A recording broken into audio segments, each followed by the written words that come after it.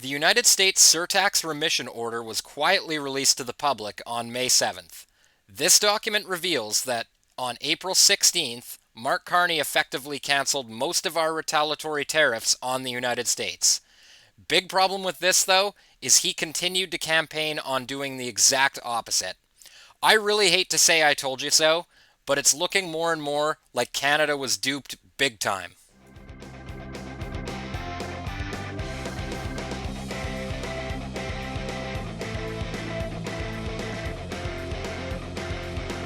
What's up, everybody? Welcome back to episode 49 of Jonny Says So. Now, that document that I was showing you in the beginning there, which outlines how Canada quietly cancelled most of our retaliatory tariffs against the United States, there are some exceptions, and unfortunately, one of those exceptions is food. That's right, guys. You're going to start to see signs like this if you shop at Loblaws. Loblaws stores have introduced a new symbol to indicate which products are directly impacted by U.S. tariffs. Now, this is not really honest, though, because what the prices are being affected by is what remains of our counter tariffs against the United States. It's pretty simple economics, okay? And this is my big problem with tariffs. When Donald Trump says that he's going to generate revenue for the United States by tariffing goods that come into the country, he is effectively putting a tax on the American people. Now, obviously, countries that export to the United States aren't going to like this very much, but at the end of the day, the people who feel the brunt of this policy are American consumers. Now, conversely, when Canada says that we are going to retaliate against the United States, guess what? That makes stuff that we buy more expensive. Retaliatory tariffs are a tax on Canadians. And that's why Mark Carney has quietly dropped most of them, as you can see in this National Post article, which pretty much sums up the document that I showed in the beginning. Now, I'll be putting a link to that in the description so you can read it for yourself, but National Post summarizes it quite nicely. Canada's new tariffs on United States dropped to nearly zero with exceptions, Oxford Economics. But as I mentioned, guys, unfortunately, food is not part of these exemptions. Now, Bloomberg put this out the other day. They had an interview with Bruce Winder, who's a retail analyst, and he has this to say about the situation. Loblaws says prices are going up for a number of products because the tariffs are going to take effect. They were able to stave off some of that for a little while, but that's going to change. My next guest says this is an industry issue, not just a Loblaws issue. Let's go to Bruce Winder, retail analyst at Bruce Winder Retail. Bruce, thanks for joining us today.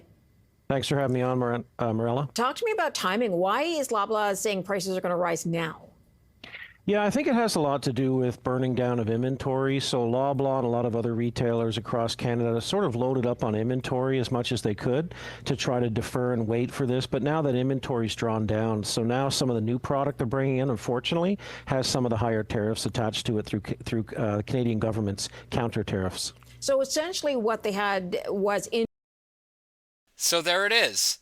The reason for this price increase, make no mistake about it, is because of our counter tariffs. And even if they take those counter tariffs off on food today, the damage is already done. Like, these tariffs have been announced in March, and the market had to adjust, unfortunately. Now, it's bad enough that Mark Carney was able to dupe so many gullible Canadians who didn't know any better into somehow thinking that this was some sort of winning strategy against the United States by making our own food more expensive. But the worst and most sinister part about this, in my opinion, is just how comfortable Carney is lying to you. Now, this video clip I'm about to show you, this is after that document came out, after he quietly canceled all of these retaliatory tariffs that he's talking about. Listen to this. We are fighting unjustified U.S. tariffs, including those on steel and autos with counter tariffs of our own. And those are designed to cause maximum pain in the United States, but have only a minimal impact here in Canada.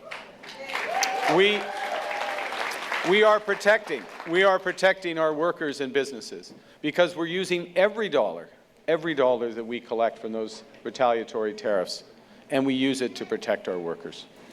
But above all... Okay, so he's claiming that we are going to generate a bunch of revenue from these retaliatory tariffs, which, by the way, most of which are canceled, so there goes that revenue. He actually ran on this, guys. He put this in his costed platform. Carney's fully costed platform included $20 billion in revenue from his retaliatory tariffs. Now, this is the same guy who just announced that he is not going to bother releasing a budget this year. It's like, he's so much worse than Justin Trudeau, guys. You can remember Justin Trudeau famously said that the budget will balance itself. Mark Carney was like, hold my beer. We're not going to have a budget. It's absolutely crazy what we have fallen for as a country. It's gotten so bad that even the CBC is having a hard time trying to stick up for Mark Carney, which is essentially what they're being paid to do. Not necessarily the explanations that were given on camera. You can understand why they might want a bit more time than 2 weeks from now to have to table a budget, because that's what you'd have to be ready for. No, actually, I don't understand why they wouldn't have a budget ready. What have they been doing all this time that Parliament has been prorogued? But to not even give an update on the deficit projections and the economic projections, Fred, like that I don't get. Like, you may not have your whole plan ready to go with the dollar amounts and you want to talk to industry and these things, but like we have no idea what the financial track of the government is right now, and they're going to ask people to vote on a $5 to $6 billion tax cut without knowing where that fits into the bottom line. And it goes against the entire narrative of Carney that he is the man with a plan. That's why he told Canadians, and it's why he won this last election. They believed he had a plan. And he does have a plan. He's just not being honest with the Canadian public about it. In fact, he used it as an attack point. A plan beats no plan. He has no plan now. He doesn't have a fiscal plan. Now he was elected leader of the party in March. He could have given direction even before the election on what he wants his budget to look like. He had a costed platform. Why is there no budget? I find it absolutely mind-boggling that. I actually don't find it absolutely mind-boggling. You can't just gloss over the fact that $20 billion of his revenue source is now gone. Not that it was ever a smart move to try to extract $20 billion from the United States through tariffs, and just, I will concede that it's not smart of Donald Trump to try to collect billions of dollars of revenue from Canada. I mean, look guys, if you're a libertarian in the United States and you have a problem with the Internal Revenue Service, you should have a big problem with the External Revenue Service, which is what Trump tried to create here with the tariff situation. Now look, I don't have Trump derangement syndrome, but I don't have Trump savior syndrome either. They're doing this, they're not giving anything, any kind of a statement. But what about if it was like, because I'm trying to wrap my head around this too, right?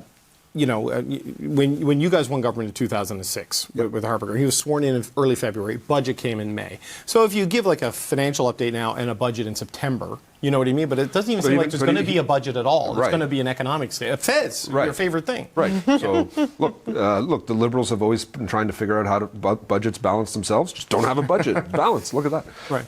No, it's absurd. And even going to September, I think, is not acceptable. You look at the 2006 when Harper came in, that was a wholly transformed government. I get it. And they had a number of months to do it, and they did it. Carney became leader of the party in March. He was prime minister in March. He could have started giving direction, and he just had a fully costed platform. Former, again, central banker, Mr. Finance guy, worked at the Department of Finance, knows the ins and outs of that department. He was one of the guys that helped us do our budget in 2008 when we did it. So it just makes no sense to me. In 2011, we had an election, and a few weeks later, we brought in the budget. Now, it's the same government, same prime minister, but it makes no sense, and it goes against the entire narrative that he set up, that he was the man with the plan. Wow, guys. If all of that doesn't make anybody who voted for the Liberal Party in this last election have a little bit of pause and a little bit of reflection, this country might be more far gone than even I had thought. And that's my show for tonight, guys. Now, I'd love to turn it over to you guys down in the comments. What do you think? Are you surprised by any of these revelations, or is this exactly what you expected? And if you enjoyed what you see here, make sure you like, share, and subscribe. And as always, I'll see you in the next one. Peace.